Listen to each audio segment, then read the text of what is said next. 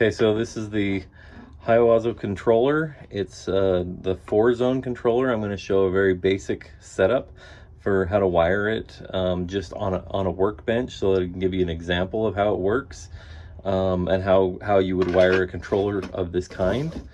I'm not going to do it in the field on this video, but I will create a video for that as well.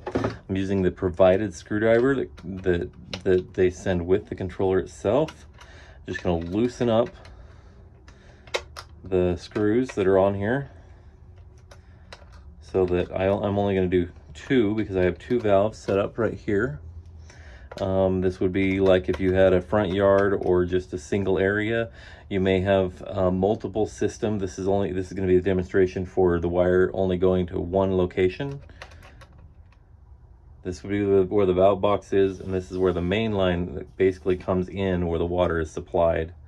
So, okay, now those are loosened up. I'm going to use a short piece of wire here. It's already been stripped back. These are spare wires that they came out of the sheath, and I didn't need them, so I wound them up so they're out of the way, but yet they're still available if somebody does need to use them in the field. That's a standard practice for me.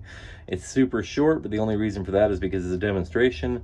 This can be within realistic lengths. It can be like 50 feet, 100 feet, whatever you need to do to be able to get to the controller. Now if you're going a long distance, I'd say over 100 feet, then you may want to consider a larger wire so that it can make it farther.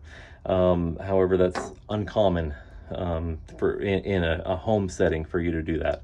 So let's go ahead and wire this up as though we're going to do number 1 is red and number 2 is yellow is what we will do.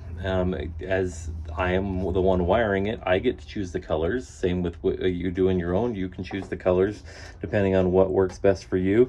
Unless the valves are already wired, then you have to do what somebody else had already chose in the first place or rewire that. So you slide it in.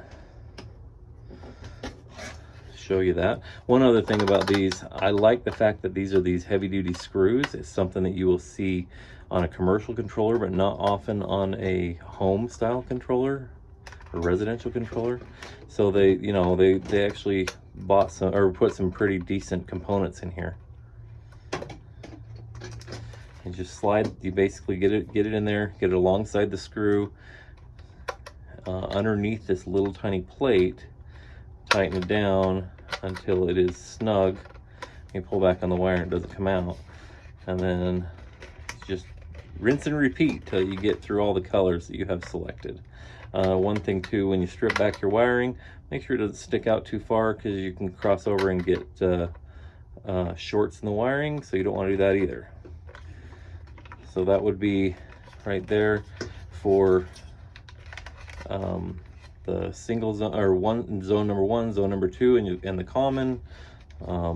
This I assume is a bracket to be able to help hold the wiring in place so that when it's put back together it looks nice and neat. So that would be like that, put back together like that, look nice and neat. Take it apart for the demonstration. Okay, now I'm going to wire this side. I'll scoot this if I can so that it's a little bit closer to center here.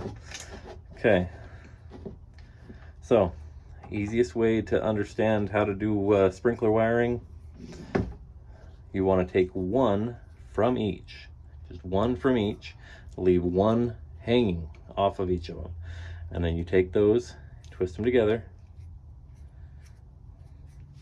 and take your common wire, which is the common wire, runs all the way up into here, and it does this set of white wires. Now I'm going to use a non-grease packed wire. If I was not doing a demonstration, I would use these grease packs, which are waterproof or watertight connections, so that we don't get corrosion damaging the wires.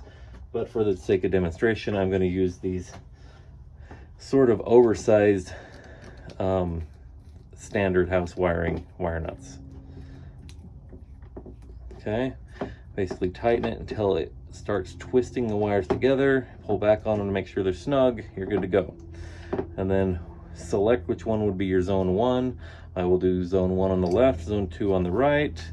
So zone 1 is going to get the red wire, which would go, again, can go clear out 100 feet or so away from your controller, wherever your valves may be, and wire it up.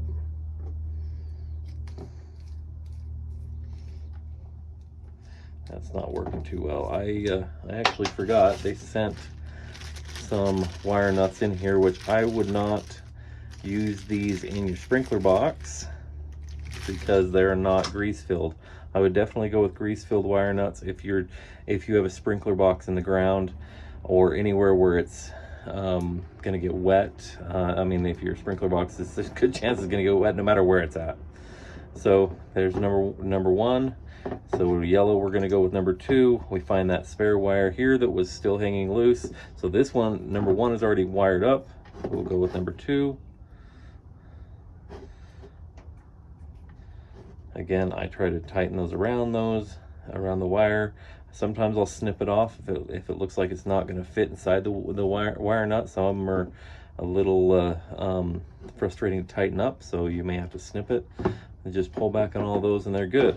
So that would be the basic wiring, and then just to hook up the power cord, it is simply sort of a plug and play option here.